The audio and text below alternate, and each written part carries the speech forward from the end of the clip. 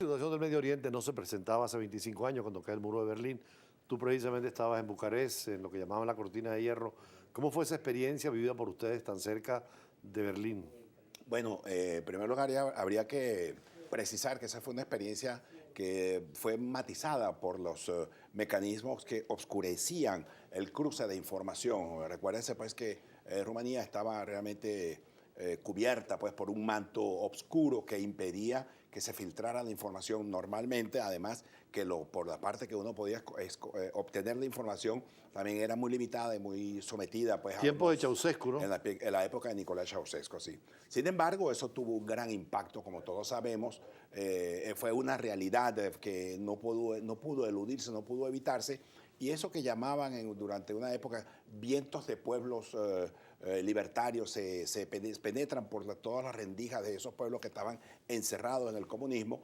Lo demostró pues justamente que lo que pasó en Berlín, lo que pasó en la República Checoslovaca, como se llamaba anteriormente, con su famosa revolución de terciopelo, produjo pues ese proceso encantador pues de levantamiento de las dictaduras al servicio del comunismo en esos términos, y la propia Unión Soviética pues bajo la férula, bajo la dirección de Mikhail Gorbachev, que propuso un cambio en el estilo de mantener unas relaciones, brindándole la oportunidad a que cada gobierno manifestara pues su deseo de encontrar una vía democrática pues para la solución de sus problemas. Ahora, el muro demostró que la gente que vivía en el comunismo es la que quería salirse y no el occidental o el que tenía el sistema, digamos, de libre empresa, ir a esa parte, ¿no? Por supuesto, es que estaba allí de anteojito, pues la gente quería, cuando cae el muro de Berlín, la gente inmediatamente, que es anecdótico, pues, porque el partido alemán decide abrir las compuertas ante la realidad. Ya era un hecho, por cuanto en meses antes Bush, padre, y Gorbachev habían acordado pues el desenlace que le esperaba a esa parte de Europa, Alemania, Polonia, Checoslovaquia, en fin, a la propia Rumanía. Quizás el más renuente fue Rumanía, fue Ceausescu quien desde su postura, digamos, independentista, exageradamente independentista, no creyendo pues en los cambios que estaban azotando a esa parte de Europa y que desde la propia Moscú lo estaba propiciando bajo la dirección de Mikhail Gorbachev.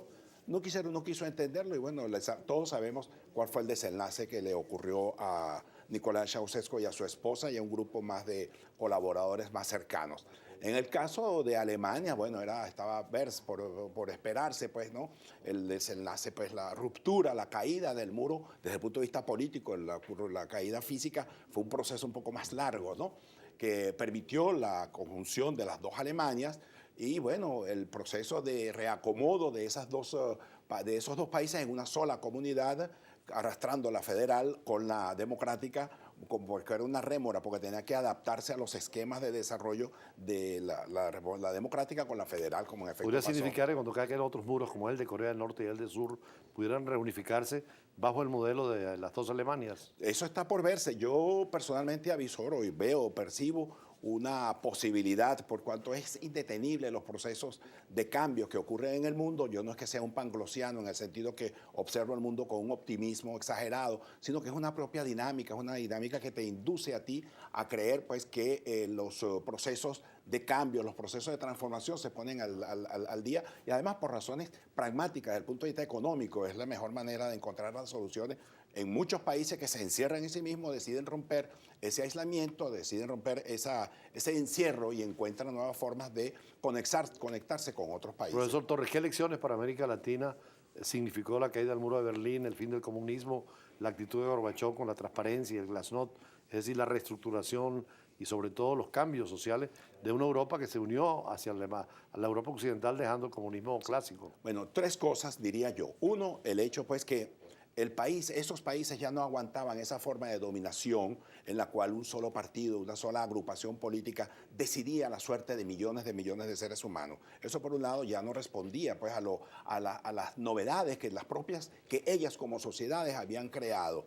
Luego, un segundo elemento podría decirse es que eso para hablarlo en términos marxistas, pues las relaciones de producción eran unas relaciones de producción agotadas, requerían de nuevas formas de inserción de los individuos en el proceso productivo, necesitaban de nuevas formas para producir las cosas, evitar el aislamiento, evitar la escasez, evitar las innumerables colas por obtener un bien, ya sea comestible o sea un bien de ropa o de un radio o un televisor, porque cuando la economía de mercado justamente le daba la oportunidad a esos países de encontrar justamente bienes de consumo que no los tenían fácilmente.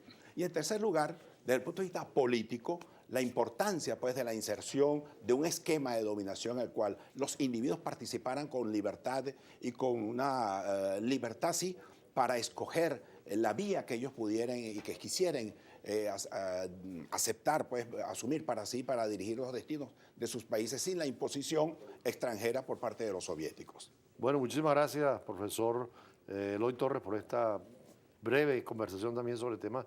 Estamos celebrando los 25 años, no queríamos pasar por delante lo que fue la caída del muro de Berlín. Hemos visto muchísimas explicaciones, pero también esta lección para América Latina.